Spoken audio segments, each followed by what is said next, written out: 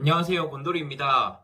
네, 오늘 지금 모자를 쓰고 왔거든요. 네, 그, 저희 채널 컨셉에 그러니까 곤돌이 컨셉에 맞춰서 저희가 소품도 이렇게 준비를 했거든요.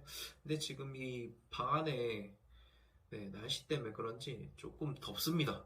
네, 덥지만, 그래도, 열심히 해보자! 라는 마음으로, 이런 것도 준비하면서 지금 찍고 있거든요. 촬영하고 있는데, 네, 첫 촬영이다 보니까 또 긴장도 많이 되는데, 오늘 제가 준비한 거는 우리가 투자를 꼭 여러분들이 하셔야 되는 이유, 그러니까 제 나름대로의 이유, 좀 근본적인 이유들을 좀 정리를 했어요. 이 영상을 왜 제가 좀 찍게 됐냐면, 지금 뭐 주식 시장이라든지 투자 시장이 그렇게 좋지 않잖아요. 지금 금리 같은 경우도 뭐 생각보다 더 고금리가 유지되어야 될 것 같다라고 뭐 이렇게 연준에서도 아니면 뭐 이렇게 미국의 그런 시장에서도 그런 이야기가 나오고 있는 부분인데, 그러다 보니까 많은 분들이 지금 투자를 하는 게 맞냐, 더 나아가서 내가 투자를 지금 괜히 했다, 투자를 내가 하지 말걸, 그냥 은행에 저축만 해놓을 걸이라고 이야기하시는 분들이 꽤 있는 것 같아요. 특히 지금처럼 장이 안 좋을 때. 물론 시장이, 주식 시장이 좋으면 언제 그랬냐는 듯이 뭐 이렇게 투자하길 잘했다라고 생각을 하는 부분인데, 근데 제가 결론부터 말씀드리면 여러분들 투자를 꼭 하셔야 돼요. 네, 투자를 안 하시면 안 됩니다. 그리고 여러분들 만약에 예적금 위주로 저축을 하고 있고, 특히 내가 나이가 젊은데 뭐 20, 30대인데 예적금의 비중이 높다라고 하면 사실 좀 잘못된 부분입니다. 예적금을 하시면 여러분들 돈을 모으실 수가 없어요. 제가 이따도 이야기할 거지만, 예적금 해서 돈 모은 분들, 돈을 잘 모으신 분들, 자산을 잘 형성하신 분들 정말 찾기 어렵습니다. 왜냐면 예적금은 돈이 내가 저축한 게 만기가 되면 그 거의 뭐 쓸 수밖에 없거든요. 뭐 내가 1년 적금해갖고 1,000만 원 만들었다 볼게요. 그럼 여러분들 1,000만 원 그대로 다 예금으로 묶어 놓나요? 물론 잘 묶어 놓으실 수 있습니다. 네. 뭐 안 묶어 놓는다는 부분은 아닌데, 근데 많은 분들이 그냥 뭐 그래 1,000만 원 만기했으니까 그러면 900은 묶어 놓고 100은 써야겠다 라고 생각을 하시는 분들도 꽤 있죠. 그러면 그게 1,000만 원이 900만 원 되는, 그러니까 마이너스 10%의 저축의 개념이란 말이에요. 그러니까 예적금이 우리의 그 심리에 그런 이제 효과를 줍니다. 효과를 주기 때문에 돈을 예적금으로 모으는 것들이 쉽지 않거든요. 그리고 더 나아가서 왜 투자를 해야 되는지 이런 부분에 관해서 한번 우리 살펴보도록 할 거고요. 그래서 PPT 자료들을 준비를 했고 우리가 한번 조금 같이 보면 좋을 것 같습니다. 자, 그래서 오늘 투자를 꼭 해야 하는 이유에 관해서 한번 우리 보도록 하겠습니다. 첫 번째는 저금리 시대에 자산 증식에 대한 대안이 없어요. 지금 이 저금리 시대에 지금 금리가 너무 많이 올라와서 높아져서 이제 고금리 시대가 아니냐라고 생각하실 수 있는데요. 그냥 쉽게 생각하면 지금 금리든 뭐 유가든 아니면 뭐 원자재 가격이든 아니면 우리 일상생활에서 쓰는 소비재든, 그러니까 너무 지금 가격이 가파르게 올라가고 있어요. 즉 그래서 이 물가 상승률의 개념이 이제 너무 높단 말이에요. 그러면 아무리 지금 금리가 높은, 즉 명목 금리가 높다 하더라도 물가 상승률이 그거 이상으로 초과해버리면 실질적으로 내가 얻을 수 있는 금리는 마이너스 금리가 될 수밖에 없는 부분이거든요. 그래서 이 실질 금리는 저금리거나 아니면 마이너스 금리의 시대를 우리가 살고 있다라는 부분이에요. 즉 우리 뭐 이런 말 있잖아요. 내가 가진 월급 빼고는 나머지는 지금 다 올라가고 있다. 뭐 기름값도 그렇고 아니면 뭐 식자재 값도 그렇고 아니면 뭐 우리 하다못해 뭐 음식점의 밥값도 그렇잖아요. 아니면 또 환율도 되게 많이 올라가고 있는 부분이고요. 그러면 그런 것들인 내가 가지고 있는 자산 빼고는 나머지의 이제 뭐 자산의 가치라든지 아니면 물가라든지 이런 것들이 다 상승하고 있는 부분인 거죠. 그러니까 실질적으로 내 자산의 금리가 아무리 높은 고금리를 할지라도 물가 상승률이 그거보다 훨씬 더 상승해 버리기 때문에 나의 자산은 증식이 없다라는 부분이에요. 그럼 여기에 관해서 지금 우리의 대안은 있냐를 볼 때는 실질적으로 투자밖에 없어요. 여러분들. 투자가 마이너스 볼 수 있지 않나요? 라고 하실 수 있는데 투자할 때 마이너스를 그러니까 손실을 최소화하면서 투자할 수 있는 방법들이 많이 있거든요. 그래서 지금 같은 시대에서는 우리가 투자라는 걸 빼놓을 수가 없습니다. 그래서 지금 이 물가 상승률을 결국은 초과해서 내가 수익을 얻어야 되는 부분인 건데 그러면 지금 물가 상승률이 너무 높기 때문에 아무리 기준금리가 올라가서 예적금 금리가 뭐 4%대 된다 할지라도 실질적으로 내 자산에 대한 증식에 대한 대안은 될 수 없는 부분인 거죠. 그래서 첫 번째는 자산 증식에 대한 대안이 없어요. 지금 같은 시대에서는. 그래서 우리가 추구할 건 뭐냐면 즉 물가 상승률 대비해서 내가 그 물가 상승률보다는 더 높은 수익률을 추구할 수 있는 방안을 생각해야 되는 거고 그기에 관한 대안이 투자인 거고 그럼 어떻게 해야 우리가 물가 상승을 초과하면서 투자 수익을 낼 수 있을지 그런 것들을 앞으로 우리가 하나하나 알아가 보도록 할 거고요. 그래서 여기 보면 투자 자산별 누적 수익률 비교라고 해서 보시면 여러분들 뭐 여기 보면 예금이 사실 뭐 주식이라든지 채권보다도 이제 아래에 있잖아요. 그렇지만 여기서 우리가 시사해서 볼 게 어떤 관점이 있냐면 즉 내가 주식 같은 경우가 사실 자산 상승률이 제일 높았어요. 높았지만 이 과정 가운데 어때요? 등락폭이 있잖아요. 그러면 우리가 결국 중요한 거는 내가 이것들을 견디면서 이 자산을 잘 보유할 수 있냐 없냐의 차이거든요. 그럼 내가 이거를 못 보유하면서 이 등락폭을 내가 견디면서 보유하는 것이 어렵다라고 하면 하다못해 우리가 채권을 들어가도 괜찮거든요. 채권 같은 경우도 채권도 제가 앞으로 많이 다뤄볼 건데요. 괜찮은 채권 같은 경우는 만약에 예를 들어서 지금 시중은행의 예금금리가 뭐 1년 정기예금 만기 금리가 뭐 3%라고 치면 회사채 괜찮은 거 들어가면 한 6% 정도 해서 보통 은행의 예금보다도 그 높은 이제 수익률을 추구할 수 있는 부분이거든요. 그래서 채권도 나쁘지 않습니다. 채권 같은 경우도 나쁘지 않고 뭐 부동산은 사실 상승률이 여기 보면 이제 아마 이때는 이제 예전이다 보니까 금리가 이제 높았을 당시를 이제 비교했다 보니까 예금이 더 높은데 뭐 어쨌든 부동산 같은 경우 그냥 이렇게만 본다 할지라도 사실 부동산은 우리가 거주하면서 자산을 보유할 수 있는 메리트가 있기 때문에 또 부동산은 장기 투자를 할 수 있는 개념이잖아요. 그래서 부동산도 나쁘지 않지만 어쨌든 제가 말씀드린 거는 여러분들 예금만 안 하시면 돼요. 예적금. 네, 예적금은 솔직히 비춥니다. 예적금으로는 돈을 모으실 수가 없어요. 여러분들 예적금으로 왜 돈을 못 모으는지 아세요? 여러분들 만기 되면 무조건 예적금은 쓰실 수밖에 없어요. 돈을. 그렇지 않나요?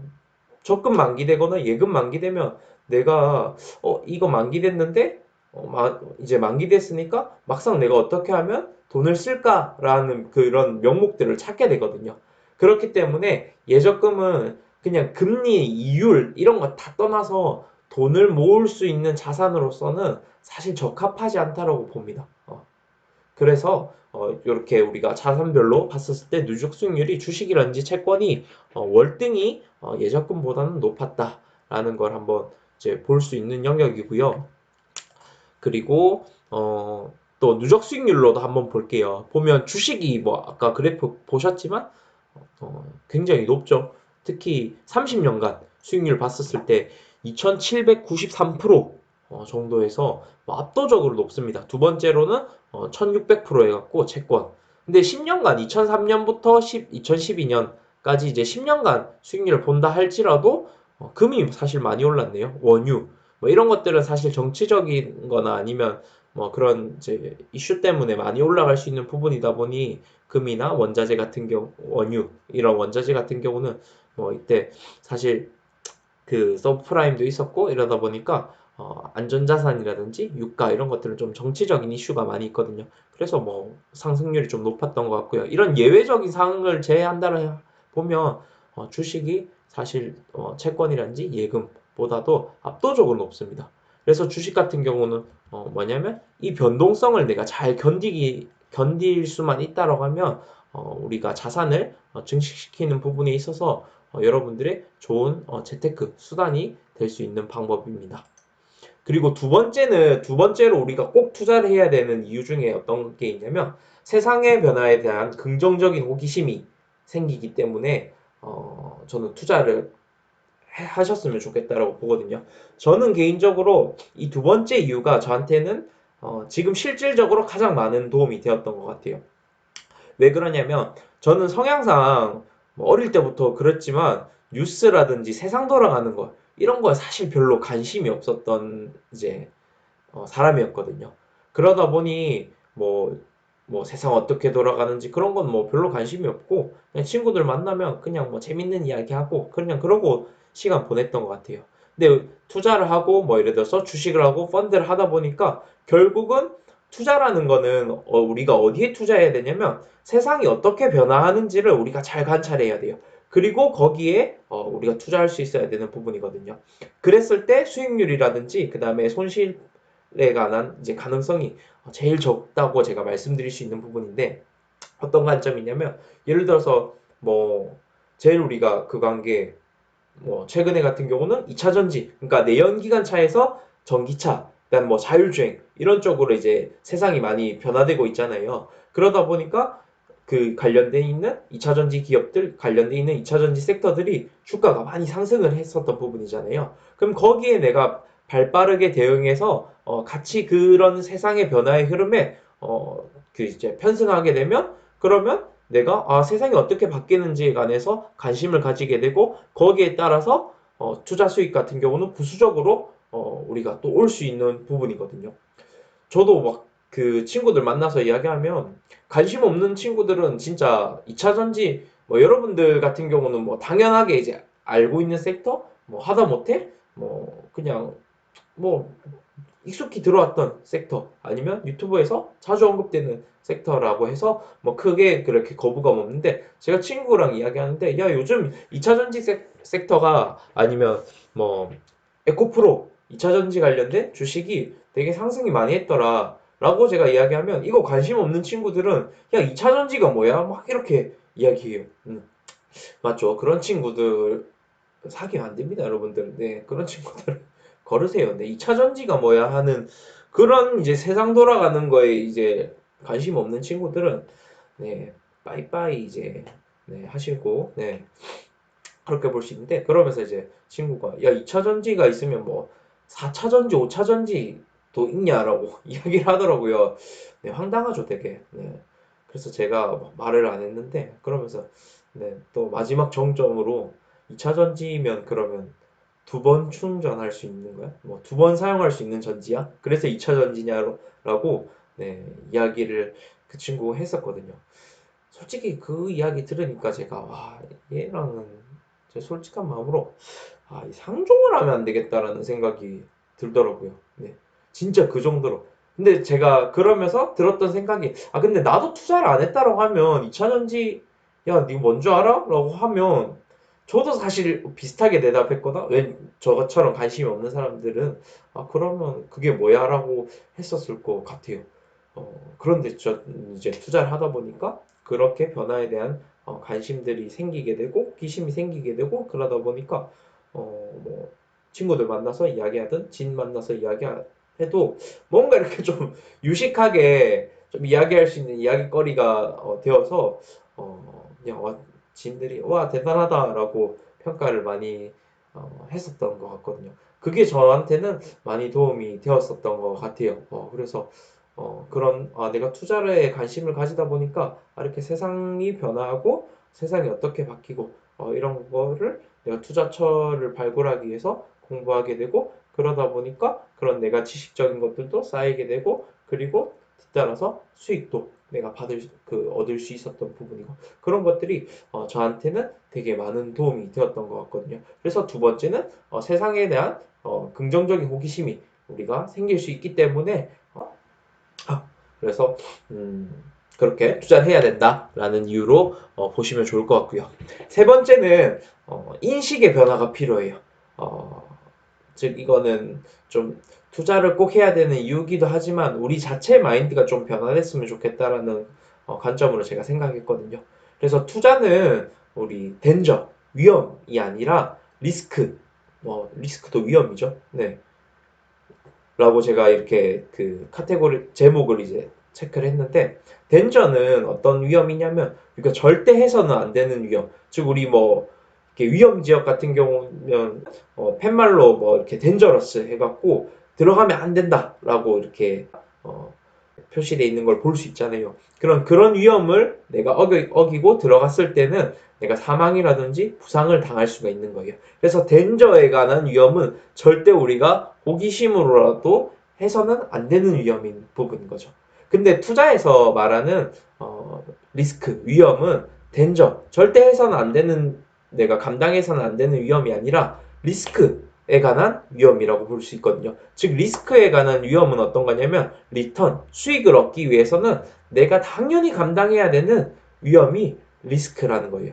즉 그래서 투자는 리스크라는 위험을 감수하는 거거든요. 예를 들면 우리가 만약에 장사를 한다라고 볼게요. 사업을 하고 식당을 뭐 차린다라고 보면 식당을 우리가 좋은 마음 잘 될 것 같은 마음으로 이렇게 이제 개업을 하잖아요. 근데 식당을 하고 내가 자영업을 해도 리스크가 있죠. 뭐 어떤 리스크가 있을 수 있냐면 뭐 날씨가 안 좋아서 그 손님들이 안 올 수 있는 조금 덜 올 수 있는 그런 리스크도 있을 수 있고 아니면 주변에 경쟁 업체들이 많이 생겨서 그 내가 장사가 조금 이렇게 잘 안 되거나 할 수 있는 리스크도 있을 수 있잖아요. 즉 우리가 사업을 하든 장사를 하든 내가 그 각 분야에서 그 리스크들은 당연히 내가 감당하면서 이제 그런 장사를 하는 부분인 거잖아요. 마찬가지로 투자를 하게 되면 당연히 내가 리스크는 감당을 해야 되는 부분이에요.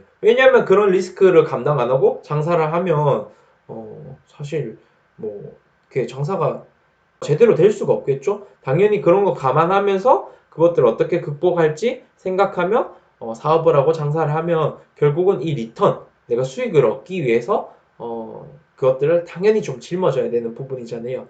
마찬가지로 투자도 투자에서는 분명히 리스크도 있고 위험도 있습니다. 근데 그 위험은 내가 이거 짊어지면 안 되는데 감당하면 안 되는데 짊어져야 되는 그런 위험이 아니라 여러분들이 투자로 인해서 수익을 얻고 싶다고 하시면 당연히 내가 짊어지면서 내가 이런 리스크를 짊어지면서 가져가야 수익을 얻을 수 있는 부분이구나. 장사, 여러분 아까 제가 장사 말씀드렸죠? 장사하면 장사 안 될 수 있는 리스크들 많이 있잖아요. 근데 그것 때문에 장사를 하지 않나요? 아니죠. 그거 내가 감당하면서 짊어지면서 사업을 하시면서 그럼 어떻게 하면 그 리스크를 더 줄일까? 이런 영역들을 고민을 하시면서 자영업 하시는 분들이 사업하시잖아요. 마찬가지로 우리 투자 같은 경우도 그런 관점으로 보실 필요가 있는 부분이거든요.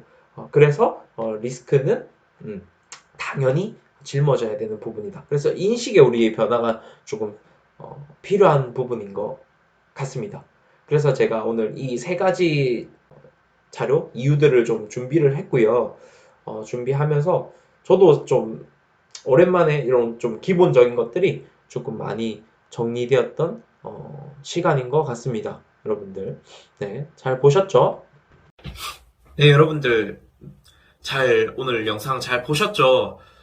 처음이다 보니까 조금 미흡한 영역도 많았고, 사실 이거 진짜 생각보다 잘 안 떨릴 줄 알았는데, 네, 카메라 체질이 아니다 보니까, 네, 많이 떨리네요. 그리고 이 탈을 쓰고 있는 제 모습을 보니, 지금 잘하고 있는 거 맞나라는 생각도 드는데, 어쨌든, 여러분들 지금 처음에는 좀 이렇게 좀 기본적인 것도 지금 그런 영상들도 촬영을 했지만, 앞으로 더 제가 알고 있는 투자 노하우라든지 아니면 기업을 어떤 식으로 봐야 되고 발굴해야 되고 또 이 기업이 괜찮은 기업인지 체크할 때 어떤 것들을 중점적으로 봐야 되는지 이런 것들도 주로 한번 체크해 보도록 할 거고요. 그래서 앞으로 여러분들 많은 관심, 네, 좋아요, 구독, 알림 설정인가요? 네, 그것도 많이 해주시고 댓글에도 여러분들이 좀 이런 것들 영상으로 좀 촬영했으면 좋겠어요 하는